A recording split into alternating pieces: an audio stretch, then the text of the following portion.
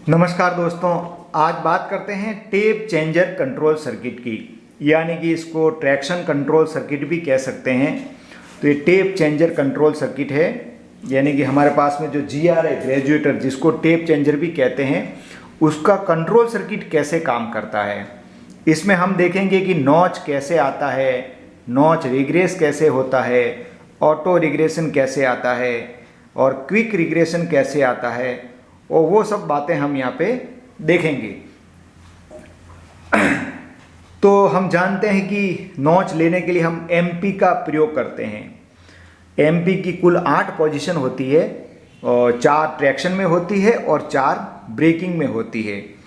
तो यहाँ पे एमपी की प्लस पोजीशन बताई हुई है ट्रैक्शन एंड ब्रेकिंग, यानी कि उसको चाहे ट्रैक्शन पे रखा हुआ हो एमपी को, चाहे ब्रेकिंग में रखा हुआ हो।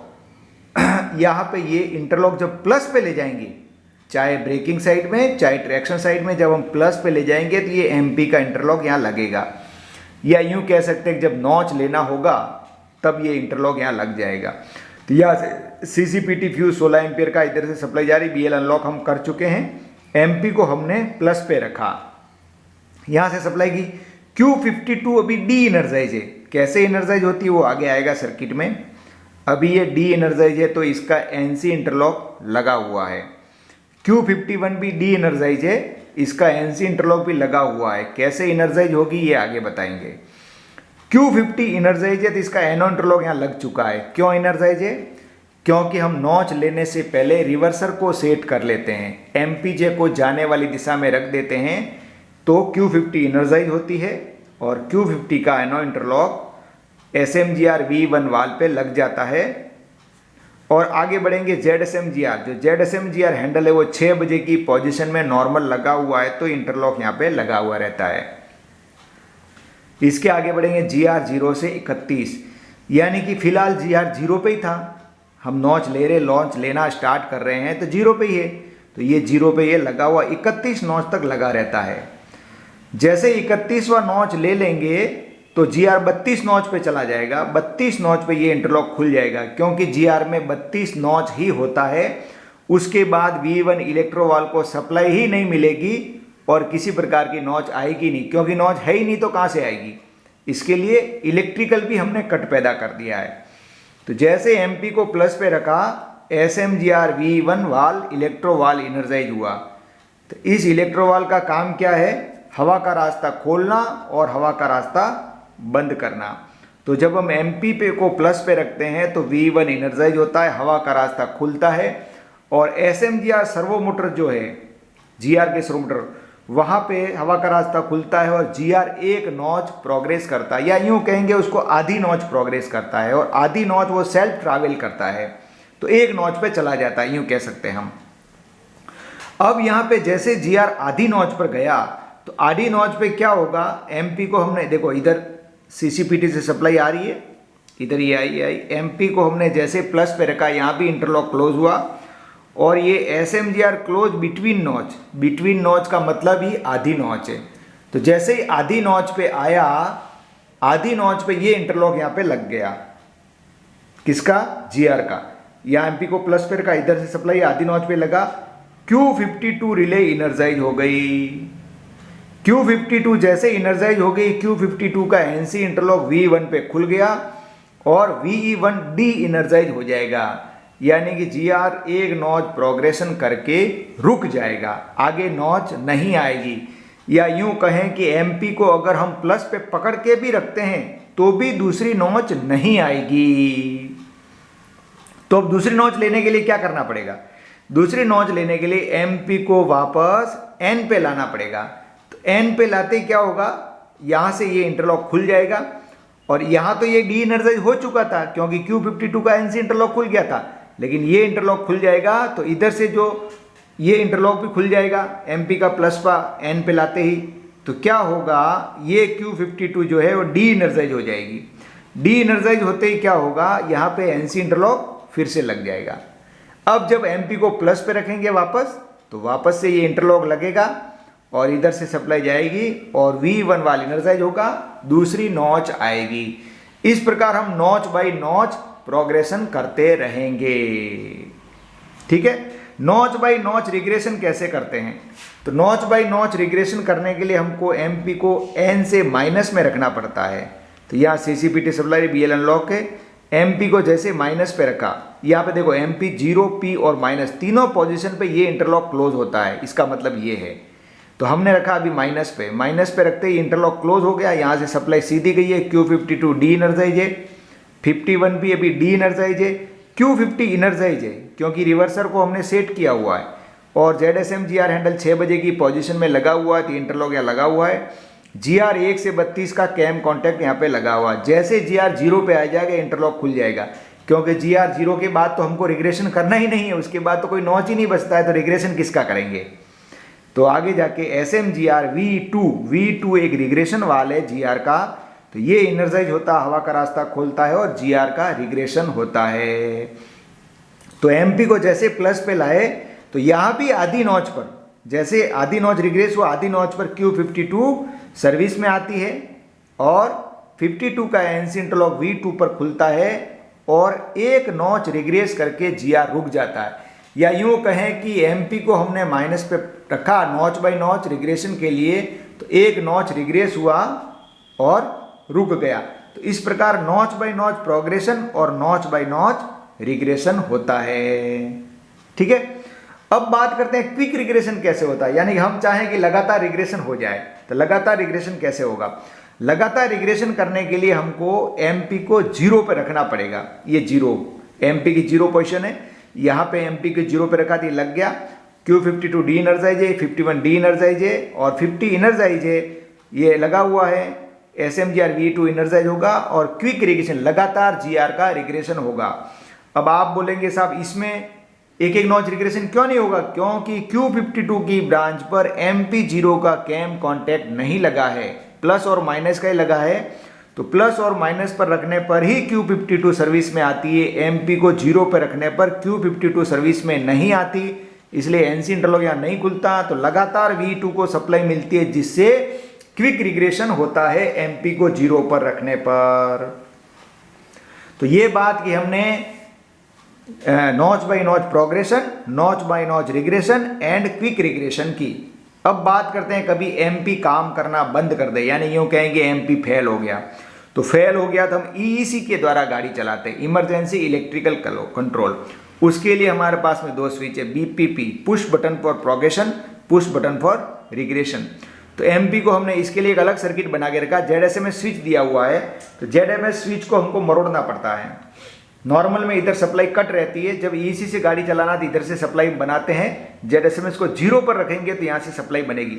हाँ, अब कई लोगों में क्या किया है, ये ZSMS सप्लाई निकाल दी है, यहाँ से कॉन्टैक्ट निकाल दिया है, तो क्या है कि बीपीपी और एमपी एक साथ काम करते हैं। कई लोगों में ऐसा कर दिया है, यानी कि ईसी और एमपी एक साथ भी काम करते हैं। तो फिलहाल हम अलग अलग की बात कर रहे हैं। तो ZSMS को 0 पे रखा तो ये वाला सर्किट सर्विस में आ गया है, और बीपीपी को जैसे दबाएंगे, बीपी की यहाँ पे लगेगा, स्प्रिंग लोड से दबाएंगे तो यहाँ लगेगा और एक नॉच यहाँ भी प्रोग्रेस होगा। ये SMGR V1 एनर्जाइज होगा और यहाँ से एक सप्लाई जाएगी, ये देखो ये वाली इधर से जाएगी, आधी नॉच पे ये इंटरलॉक लगेगा और Q52 एनर्जाइज होगी और Q50 का एनसी इंटरलॉक खुल जाएगा और बीपीपी को दबाने पर भी एक नॉच ही प्रोग्रेस होगा। अगर हम बीपीपी को लगातार दबा के रखेंगे तो भी लगातार प्रोग्रेशन नहीं होगा, क्योंकि Q52 सर्किट में आ जाती है, एनसी इंटरलॉक खुल जाता है इसके लिए। ठीक है, अब बीपीआर की बात करते हैं। बीपीआर के द्वारा हम नॉच बाय नॉच रिग्रेशन भी कर सकते हैं और क्विक रिग्रेशन भी कर सकते हैं। कैसे, यहाँ पे ZSMS को मरोड़ा हुआ है हमने, बीपीआर को जैसे दबाएंगे ये लगेगा और इधर से V2 इनर्जाइज होगा, छोड़ देंगे तो रिग्रेशन रुक जाएगा। अगर इसको दबा के रखेंगे तो लगातार रिग्रेशन होगा, क्योंकि बीपीआर को दबाने पर Q52 सर्विस में नहीं आती है। देखो यहीं पे इसका सर्किट खत्म हो गया, इधर ब्रांच पे नहीं जा रहा है। ठीक है, तो बीपीपी के द्वारा हम नॉच बाय नॉच रिग्रेशन कर सकते हैं और बीपीआर के द्वारा बीपीपी के द्वारा नॉच बाय नॉच प्रोग्रेशन कर सकते हैं और बीपीआर के द्वारा नॉच बाय नॉच रिग्रेशन या क्विक रिग्रेशन भी कर सकते हैं। तो ये हमने देखा। अब देखते हैं ऑटो रिग्रेशन कैसे आता है, यानी कि अपने आप रिग्रेशन जब हम नहीं करते हैं तो भी आ जाता है, वो कैसे आता है। सबसे पहला ऑटो रिग्रेशन आता है Q50 के द्वारा। किसी भी कारण से Q50 डी इनर्जाइज हो गई, या डीजे ट्रिप होने पर भी डी एनर्जाइज, किसी भी कारण से बोल रहा हूं मैं, किसी भी कारण से Q50 डी एनर्जाइज हो गई तो Q50 का एनो इंटरलॉक यहाँ खुल जाएगा, यहाँ भी खुल जाएगा, यानी कि V1 V2 का कंट्रोल सर्किट यहाँ से कट पैदा हो जाएगा। ठीक है, उस समय प्रोग्रेशन करना चाहोगे तो भी नहीं होगा क्योंकि Q50 डी एनर्जाइज हो गई है। अब फिर ऑटो रिग्रेशन कैसे आएगा, ये Q50 का NC इंटरलॉक स्वतंत्र फीडर पे एक सप्लाई दी हमने, ये NC इंटरलॉक यहाँ लगेगा और इधर से आके V2 इनर्जाइज होगा और लगातार रिग्रेशन हो जाएगा Q50 डी एनर्जाइज होने पर।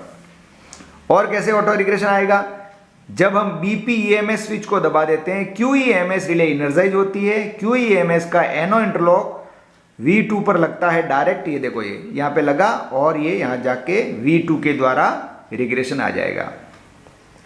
QVCD के द्वारा, QVCD के द्वारा जब भी VCD ऑपरेट होती है तो QVCD इनर्जाइज होती है, QVCD का एनो इंटरलॉक स्वतंत्र फीडर के द्वारा लगता है और V2 इनर्जाइज होता है, ऑटो रिग्रेशन आता है। दूसरा ऑटो रिग्रेशन कैसे आता है, Q51 के द्वारा, Q51 ऑटो रिग्रेशन लाने वाली रिले है, कब इनर्जाइज होती है, देखो यहां से स्वतंत्र फीडर सप्लाई दी है इसको QRS, जब डी इनर्जाइज हो जाए तो QRS का NC इंटरलॉक लगेगा, Q51 इनर्जाइज होगी, Q51 इनर्जाइज होकर यहाँ से NC इंटरलॉक खुल जाएगा, एनो लग जाएगा स्वतंत्र फीडर के द्वारा और ऑटो रिग्रेशन आएगा। इसी प्रकार PR2 कभी इनर्जाइज हो जाती है तो एनो इंटरलॉक लगेगा, Q51 इनर्जाइज होगी, ऑटो रिग्रेशन आएगा। Q48 कभी इनर्जाइज होगी तो एनो इंटरलॉक लगेगा, Q51 इनर्जाइज होगी, ऑटो रिग्रेशन आएगा। Q20 over voltage relay energise होगी, एनो लगेगा, Q51 इनर्जाइज होगी, ऑटो रिग्रेशन आएगा। तो इस प्रकार ऑटो रिग्रेशन Q50 के द्वारा, QEMS के द्वारा, QVCD के द्वारा, QRS के द्वारा, PR2 के द्वारा, Q48 के द्वारा, Q20 के द्वारा, इतने सारी रिले के द्वारा ऑटोमेटिक रिग्रेशन आता है।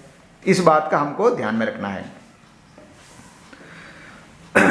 यहां पे EVPHGR बताया हुआ है, ये क्या काम करता है, यहां पे इसको सप्लाई दी हुई देखो GR 6 से 32 नॉच पे, जैसे GR 36 नॉच पर जाता है इंटरलॉक लगता है EVP electro valve for PHGR का पंप है, उसका इलेक्ट्रो वाल्व जो कॉरिडोर में लगा हुआ है SMGR पैनल पर, वो इनर्जाइज होता है, हवा का रास्ता खोलता है और GR के पंप को चलाता है। GR का पंप हवा से चलता है, तो EVPHGR ये सोन दिया हुआ Q20 के द्वारा सोन बचता है। Q52 की बात की हमने, Q51 की, V1 V2 की, यहाँ पे करते हैं Q46 की। जैसा कि हमने कहा कि 45, 44, 46 GR के गलत ऑपरेशन के विरुद्ध सुरक्षा के लिए लगाई हुई है, तो यहाँ Q46 भी GR के गलत ऑपरेशन के सुरक्षा के लिए विरुद्ध लगाई गई है। जब हम MP को जीरो पर रखते हैं, किसके लिए रखते हैं, GR को जीरो पर लाने के लिए, लेकिन GR किसी पूरी नॉच पर अटक गया, तो जैसे अटकेगा तो ये वाला इंटरलॉक यहाँ पे लग जाएगा, और ये तो नॉर्मल लगा हुआ है 6 बजे की पर ये लगा हुआ, ये लग जाएगा पूरी नॉच पे, और ये भी लग जाएगा MP0 पर। और ऐसे बिटवीन ओपन बिटवीन नॉच, ये बिटवीन नॉच पर आने पर ओपन होता है, पूरी नॉच पर ये भी लगा रहता है, तो अटक गया तो ये भी लग गया, ये भी लग गया, ये भी लग गया, ये भी लग गया, तो Q46 इनर्जाइज हो जाएगी। इनर्जाइज होकर Q118 पर Q46 का NC इंटरलॉक खुल जाएगा और DJ को ट्रिप कर देगा। ऐसी व्यवस्था क्यों की गई है, ये मैंने GR के सेफ्टी वाले वीडियो में बता दिया है, 44, 45, 46 के बारे में विस्तार से वर्णन बताया है। यहाँ पे जब हम नॉर्मल में MP को जीरो पर रखते हैं तब DJ ट्रिप नहीं हो जाए, यानी कि GR नहीं अटका है तब DJ ट्रिप नहीं होना चाहिए, इसलिए ये ओपन बिटवीन नॉच का लगाया है। जब GR नहीं अटका है, नॉर्मल है, तो ये बिटवीन नॉच पे खुलता बंद होता, खुलता बंद होता, खुलता बंद होता, तो चलती गाड़ी में हम MP को जीरो पे रखते हैं तो नॉर्मल केस में DJ ट्रिप नहीं होगा, इसके लिए इंटरलॉक लगाया हुआ है। नहीं तो क्या होगा, ये नहीं होगा तो MP को जीरो पे रखते ही पूरी नॉच पे होगा GR, तो DJ ट्रिप हो सकता है। इसलिए ये दोनों इंटरलॉक एक दूसरे के इंटरलॉकिंग के लिए लगाए हुए हैं। अब सभी लोग इसके बारे में ज़्यादा पूछते हैं Q49 के सर्किट के बारे में, तो इसका क्या एक अलग से विस्तृत सर्किट होता है, तो इसका मोटे मोटे तौर पे जान लो कि Q49 क्या करती है। हम कभी मल्टीपल लो को लेके जाते हैं, तो मल्टीपल लोको में हम जब आगे से नॉच ले रहे हैं तो पीछे वाले GR का भी हम चाहते हैं कि जो आगे वाले GR का प्रोग्रेशन हुआ उतना का उतना पीछे वाले लोको में भी प्रोग्रेशन होवे। अगर पीछे वाले लोको का GR कभी अटक जाता है तो आगे वाले लोको में भी GR का प्रोग्रेशन रुक जाएगा। कैसे रुकेगा, पीछे वाले लोको में Q49 पिकअप होगी, आगे वाले में भी Q49 को पिकअप कर देगा, Q49 से Q52 इनर्जाइज होगी। Q52 इनर्जाइज होकर NC इंटरलॉक खुलेगा, इधर भी NC खुल जाएगा, इधर भी NC खुल जाएगा और GR का प्रोग्रेशन रोक देगा। तो हम क्या करेंगे उसमें, फिर MP को 0 पे रखेंगे। 0 पे रखते ही Q46 इनर्जाइज होगी और Q46 इनर्जाइज होते DJ ट्रिप हो जाएगा। फिर हम पीछे वाले लोको में जाके SMGR हैंडल को निकाल कर उसको ऑपरेट कर देंगे ताकि वहाँ पे प्रोग्रेशन होवे ही नहीं। इस प्रकार इसका वैसे विस्तार से वर्णन, सर्किट कुछ अलग है और थोड़ा कंजस्टेड है, वो समझने में भारी पड़ता है और मेरे पास अवेलेबल भी नहीं है वो सर्किट, इसके लिए इसको इतना ही आपको समझना है। यहाँ पे ये जितनी भी कॉइलें दी हुई, यहाँ पे कहीं भी अर्थ फॉल्ट हुआ अगर तो CCPT फ्यूज मेल्ट होगा। जैसे नॉच लेंगे, यहाँ सप्लाई जाती है, यहाँ अर्थ फॉल्ट होगा तो CCPT मेल्ट हो जाएगा। इस प्रकार इस कंट्रोल सर्किट की सुरक्षा CCPT के द्वारा होती है। दोस्तों मैंने और भी बहुत सारे वीडियो बनाए हैं, तो आप चैनल पे जाके प्लेलिस्ट में जाके जो भी वीडियो आपको देखना हो देख सकते हैं। और एक खबरी ऐप भी आई है, खबरी ऐप पर भी आप मुझे फॉलो कर सकते हैं, उसका भी लिंक मैं इसमें दे दूंगा इस वीडियो के अंत में। और जो लोग भारतीय संस्कृति के वीडियो चाहते हैं उसके लिए भी मैंने अलग एक चैनल बनाया हुआ है भारतीय संस्कृति नाम से, उसमें भी आप मुझे सब्सक्राइब कर सकते हैं यूट्यूब पर और उसका भी मैं लिंक दे दूंगा। तो ये वीडियो आपको कैसा लगा दोस्तों, कमेंट करके अवश्य बताएं। धन्यवाद।